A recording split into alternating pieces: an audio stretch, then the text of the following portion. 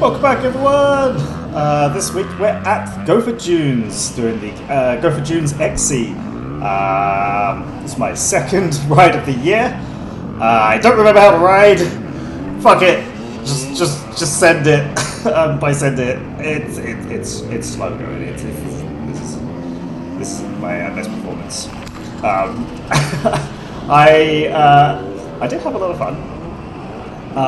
But I was dramatically aware of how I was really struggling to corner, and I've never been to Gopher Dunes before, so I have no idea what any of these jumps are like, or, well, I'm not good at jumping anyway, so I was feeling quite anxious going into those jumps. But oh well, it's fine. I'll learn. I mean, like last year when I came to the Gopher Dunes, I'd already done like 4 or 5 rides, and 3 of them were at Burn River, so I was feeling a bit more, well, I wouldn't say confident in the jumps, but I was feeling more confident about just turning and stuff. And yeah, this race dramatically reminded me that I don't know how to ride fast. I can drive through the single track quite confidently, but when I get to like this wide open trail here, like this, I don't know, this is probably even wider than what you would call a dual trail. It's very, very wide. I don't know how to go fast through this, and it kind of terrifies me. So yeah, this is just a straight clip of my first lap. I think it's good to show it. Like with this race, every lap I was getting quicker and quicker, or at least I felt like I was getting quicker. Okay, I'll rewind. I was getting smoother, so it was taking a lot less energy, but my lap times were basically the same. So as I was getting exhausted and the track was getting more rutted, it just stayed, I was staying the same speed, and then I think my fastest lap was actually my last lap. So, you know, when I was exhausted and could barely hold my arms up anymore, because I was trying to keep my elbows up in this race, I still put in my fastest lap. Only by like, I don't know, a few seconds, but it's better than nothing. So, yeah. I'm getting passed by basically everyone who is significantly quicker than me. What a shock. But I still was pretty happy with this. Going through this bit, I felt fine. I felt quite comfortable going through this single trail, and I like my new gearing. I changed the gearing on the bike, not by much, just a little bit, and now I find myself often just in 3rd gear. And I feel like the bike is extremely responsive, and I'm very, very happy with how it is right now. So I don't think I'm going to change anything on the bike for a while. Yeah, so this was good. I just got back from Europe, so Lily and I we went to Holland. We went down. Yeah, sorry, but I used your bike a little bit to get out that small run. Yeah, anyway, so Lily and I went to Holland recently, and I landed the day before, so like Friday night. So I wasn't going to make it to the Saturday race because there's no way I could prep the trailer and stuff in time. I've hitched up the Kia, which tows quite well, and yeah, came out for the Sunday morning. So I was quite jet lagged. I'm still quite jet lagged. I'm just constantly sleepy. But you know, this definitely woke me up. That's for fucking sure. Yeah, so riding. Lily and I went to Holland to see my mate Jeroen. I've known him for like since I was 16, sorry, and I'm now 20. Sorry, I'm now 35, so that's 19 years. So yeah, I've known that guy a long time, and he was getting married, so congratulations to him and his now wife, Michelle. And they hosted us, and that was really, really nice. And then also, actually, we popped over to Belgium to go to Brussels, and we also swung by Paris, as you do when you're in Europe. Because like Lily's never been to Europe before, because she's not from Europe herself, and she's only ever really been to like England to see my family and stuff. I was choking here a little bit. I think I got a bit of mud in my throat, so I had to wash it down with a bit of water. So yeah, it was really nice. We were just taking the train from Holland. It's so easy to get around in there. We didn't need a car for the whole 8 days, and we crossed 3 countries. And then yeah, it's like a stark reminder that you just don't need cars in Europe. Like you can get around on public transport extremely easy, and then you'd be pretty insane anyway if you want to drive into Paris. That's kind of crazy. Although they have changed that city a lot since I've last been there as well. It's very second a little fast, trying to get past me. Yeah, they changed it a lot. So now you can get around by bicycle pretty easily. Although we didn't get bicycles when we were in Paris, we just took the subway because that's also extremely convenient. But we did get bicycles in Holland, of course, so that was cool. Have a little cycle round in Amsterdam. Went to the Van Gogh Museum there as well. We did all the tourist sites, like we went to the Louvre, we went to the Arc de Triomphe, see the Eiffel Tower at night, went around Montmartre, and then Brussels. In Belgium, we just went around Brussels to see like the city centre and the old historic stuff, and like where the European centre, heart of the European Union stuff is. Like that was really really cool, and we did a little tour, and that was really cool to actually learn like the Communist Manifesto was written there. Hot take: communism was bad, of course, but it's not a hot take. But yeah, it was real. It was really cool going around drinking the Trappist beers and just eating everything. Oh my god, the cheese was so fucking good. Oh, and when we were in France, there was a baguette festival on, of course, because in Paris. It wasn't not a festival. It was a festival of bread, which obviously where they crowned the best baguette in Paris, and they had the best bakery there as well, and they had all their like ovens and stuff, and they were making baguettes fresh there. So we had to pick up some croissants and pain au chocolats, and we got some baguettes which had brie and ham and some lettuce in. Oh my god, they were so good. Unsurprisingly, being the best baguette, the best bakery in Paris. Yeah, shocking. The baguettes were amazing. And oh my god, yeah, we went for this a dinner at this restaurant called Chez Tournette in Montmartre. I think that's what it was called. And we had like snails, and of course, being in France and terrine, that was absolutely delicious. And then like they brought out this duck. Oh my god, it was to die for. The guy brought some really good wine. Well, good wine for us. We're not wine connoisseurs. It tastes good. Didn't taste like ass, and it went really well with the duck. So that was delicious. Oh my god, I love the food. I ate so much. I didn't gain any weight. Lily said she gained weight, but I mean, when you're walking like 20k a day and then cycling around, and yeah, it burns off enough energy to keep yourself not from getting too fat. That was fucking great. Yeah. Anyway, I'm sorry. Back to the race. Yeah. So I was a bit tired, a bit jet lagged, tired. I've done one ride this year around London, so I didn't know what the hell I was doing on this course. I'm like, yeah, how do I ride? How do I turn? Look at this. Basically stopped behind this guy. Not his fault, it's my fault for not knowing how to ride around him. That guy made it around me pretty fine, and now he's made it around him. I think, like, one thing I need to really learn is just to get more confident at making passes. I don't know if it's just lack of experience or if I'm just being too much of a wuss. I feel like I'm just being too much of a wuss. I do it multiple times. I even catch like a couple of other people that I know, Vanessa and stuff like that, and I could have made a pass.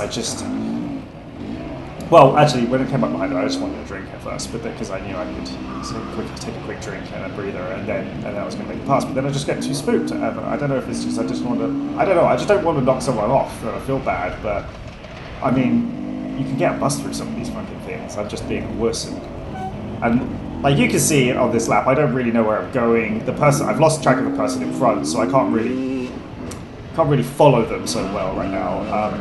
I do get quick. I feel like, oh, fucking almost crashed there. Like, obviously, after a while, I learned don't hit the corner so tight. Go over and hit the little berm on the other side, and you can basically not slow down at all. I think why my speeds kept the same was as I got more tired, I wouldn't accelerate as hard down the straights anymore because it's just getting too tiring, and the whoops are like really taking their toll on me. But I get a little bit quicker through the corners, so my time balances out. So. Yeah, and then obviously once I realise it's my last lap, I'm like, well, I might as well just go a little bit faster and I put a little bit more effort into some of the accelerations, but yeah. So that was my first lap. Really exciting. Got distracted by talking about Europe. I fucking got back and completely forgot to stick a number back on the front of my bike when I was cleaning it over winter. The one from last season peeled off. Some of the single track was getting a little bit rutted out. I reckon you can get through there, but I just didn't want to get unnecessarily stuck. I just took it a little bit too easy through some things. I feel like it's not even in a bad state right now. It gets pretty bad later on. I've just got like a group of clips now that I'll just show of just like different things that happen during the race. This guy, 5'10". This guy, he's super fucking fast. He overtook me like 8 times in the race. I thought he was fucking lapping me, but it seems that he just took a break because actually overall I actually beat him. But he is a superior rider. Look at him. Look at him go. And this is not the first time. I saw him like multiple times, camera on and off. That guy can outright me. I was so happy. I made that jump. I count that. I didn't land on the down completely, but that was the best time I ever made it. I never took it as high again, but I was very happy with that. Yeah, that guy was really quick. I thought I liked him Sunday. He seemed to know his shit. I'll keep a lookout for him. But if there was ever a race where he doesn't need to stop, there is no chance I'm going to keep up with him. Yeah, so you can see some of these ruts are getting pretty bad. I was like, oh fuck, I don't want to go with that. It looks like someone had a bad day. Cross-weaving through this place. And you can see like the people, the helpers are guiding people through so we don't get stuck because the day before it rained really, really bad. And apparently that was an absolute bloody slop-fest shit show. So it's probably a good thing I didn't turn up when I was jet-lagged because I might have actually died. See, there he goes again. And off he goes. and the rest. He's a clearly superior rider. Maybe he doesn't have stamina. Maybe he doesn't care. Oh god, whole fuck bloody train of people is going through. Then I can get around it. Yeah, first guy's fine, it's all good. I need to learn how to take better lines. Another thing I noticed would be that I would come through the corner and just hit the whoops on the other side, whilst then I noticed, oh, almost went a little too front heavy there. Some people would go along the edges and just find the smoothest line through the whoops, so they don't have to hit them. So obviously that's a top tip. Don't hit the whoops if there's a smooth bit. What a shock. But then again, there's some people that I think they were like the top riders, like Vet 55 class. Holy shit, they went through and it literally looked like a stone was skimming across the water. I couldn't believe it. I've never seen anything like it. They must have been doing easily 50% faster than me across those things. They were just bap, bap, bap, bap, bap, bap, across the top of the whoops. I'm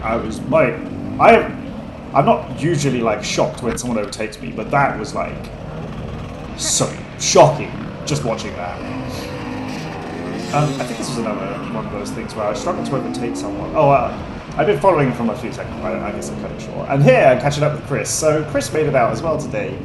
And I think he had a good day, apart from he was a little disappointed because he was starting to get really bad arm pump, or was suffering from arm pump all day, and that was impacting his race as he kept having to stop to try and shake the blood out. I think at this point I'm getting a little bit more confident. As you can see, I was going through the corner there with a little bit more lean, so that's always a good thing. And yeah, see, I'm taking the jumps a little harder. I feel like I'm going through some of the corners a bit better. I want to apologise to this guy. Hit his handlebars. He came to the left in my defence, and I only just managed to slow down a little bit as the other guy was taking above the other side, so it was a bit of a bumpy bit, but no one came off, so it's all good. And then I was coming through here, 5'10" just overtaking me again, of course. And then he hits this tree, and then the tree falls down there, and I'm like, what do I do? Yeah, I thought I could push through it. Nope. I mean, maybe if I hit it harder, I think actually that might have... It was a good idea, I just slowed down. But that was annoying. I lost a whole, 10 seconds there. Especially as the speed is a bit where you're speeding up. And my bike went stuck. And then Vanessa got past me. I guess I overtook her at one point. Yeah, so yeah, here was I noticed, this is obviously getting later into the race, where the right hand side I noticed is smoother and I don't have to hit the bumps. I'm getting really tired by this point. Maybe I could have taken her there. Not here. Maybe up on the inside if I'm a better rider. And this is where I was like, I'm really thirsty anyway, have a quick sip. Then following through. I'm just hitting the same whoops as her now. Should have taken that line to the left and then back across where I could go through quicker, and then maybe I would have been able to go around her here. But again, I don't know. I'm just being too much of a wuss, too timid. See, that guy's he's made a pass on me. Oh, here I go. I'm like, yes, this is where I can make it very easily. Yes, yes, yes. And then I decide that this is a great place to throw myself down a ditch. So shit at riding. So bad. Oh my god. I need practice. And I was also getting tired by this point. Obviously catch her up again. Still can't figure a way to get by. Like this part I've been overtaken by so many people, so I know it's not impossible, it's just me. We'll jump into a corner. I can't ride fast enough around her, but I managed to get up on the inside here, so that works. Yeah. I don't know, she probably just thought it was like some fucking idiot, like just refusing to pass. I was trying, I'm just not confident. I need to get more aggressive. I need to learn how to ride. I need a lot of things. So yeah, today was a really, really good day. Here's another guy I couldn't get past him. this is just the highlight. I need to learn how to pass, and I need to continually practice how to corner.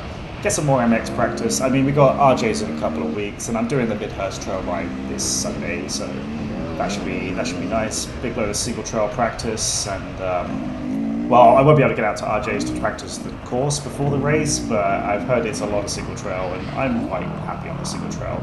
I feel like I make decent enough speed through it.